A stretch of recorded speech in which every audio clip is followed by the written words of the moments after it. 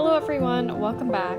I hope you're all having a very relaxing week. Today I want to show you how to add a personal touch to gifts for the most special people in your life by creating hand-lettered gift tags. Wrapping gifts is my favorite part about the holidays, honestly, and taking time to write a personal note or even going the extra mile to create a work of art for the recipient of your gift really does make it special. You only need a few things to recreate what I'm making today.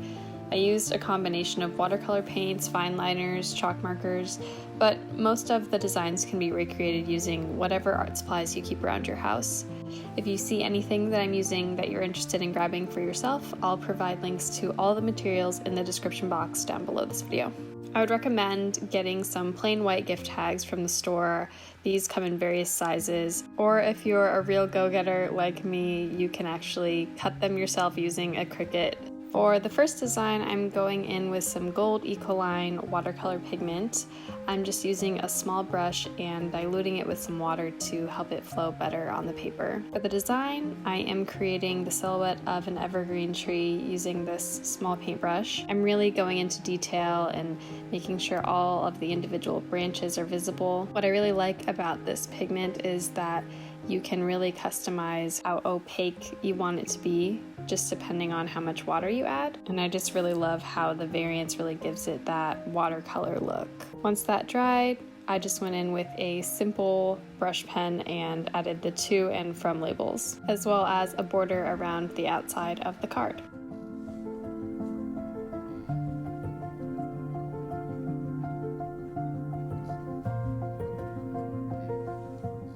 For the second style, I used a really skinny washi tape to create a border around the outside of the card. And then I went in with a red watercolor pen. You can just use red watercolor or any type of paint that you prefer for this step. I personally just like the look of watercolors. Using the tape around the edges is going to allow us to have a nice clean white border once we peel it away.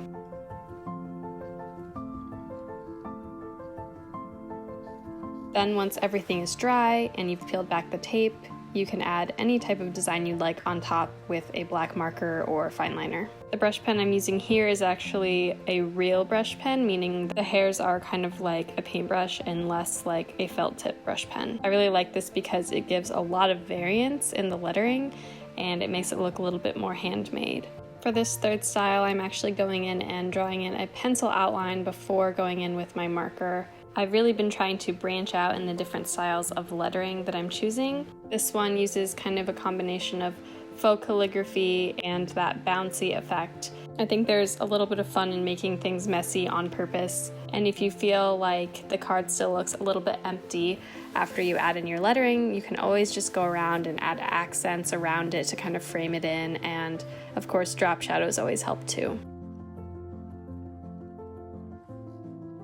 For this next card, I'm actually using that Ecoline watercolor bottle to trace a circle. It just happened to be the perfect size for the ornament that I wanted to create for this card. Once I had the shape that I liked, I went in with some different colored watercolors and slowly feathered the green and the red into each other. While the paint was still wet, I added a little bit of the gold paint, and that just really made it sparkle. If you want to add some depth and dimension, after your paint dries, you can go in with a marker of the same color and just add it right on top.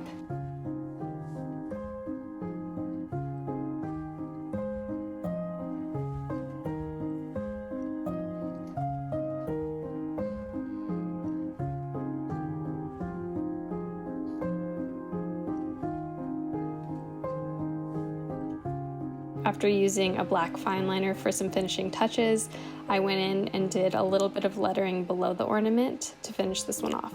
I really love how delicate and dainty this one is.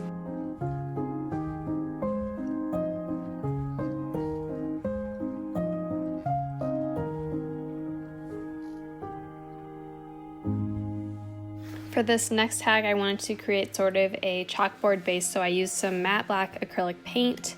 And after that was dry, I went in with my white chalk marker on top for the lettering. This one is super simple to create, and there are a number of different lettering styles that you can combine to really make this look amazing. I found that I was really struggling with the thickness of the chalk markers, so I went in with my white gel pen to add in little details and make it look a little little bit more refined. For this next tag, I wanted to create sort of a chalkboard base, so I used some matte black acrylic paint. And after that was dry, I went in with my white chalk marker on top for the lettering. This one is super simple to create, and there are a number of different lettering styles that you can combine to really make this look amazing. I found that I was really struggling with the thickness of the chalk markers, so I went in with my white gel pen to add in little details and make it look a little bit more refined. Lastly, I added a gold drop shadow and some accents on the left-hand side to really fill everything in. I love the way that the gold marker really reflects the light on this little tag.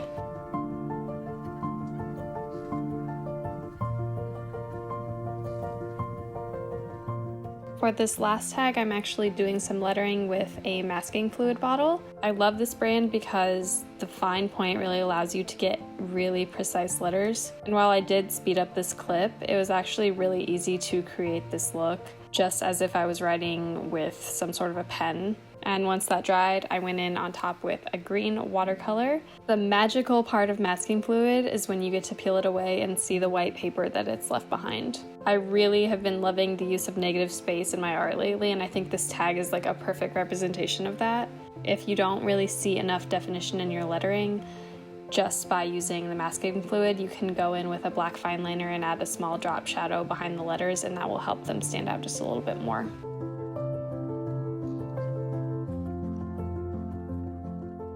And here are all of our finished products. I did end up going back in and adding some of that craft ribbon stuff in a natural sort of brown color. I think it really finishes off the tags and gives you something to stick to the actual package. You could also tie these onto bags or however you like to deliver your gifts. Obviously, all of these designs are centered around the winter holidays, but you could always just change the colors and the wording and use these for any occasion.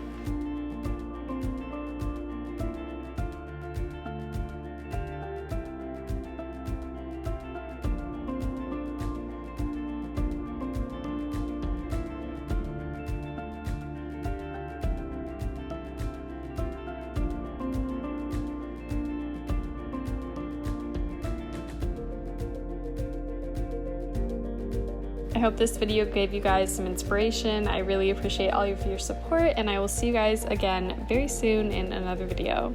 Happy holidays!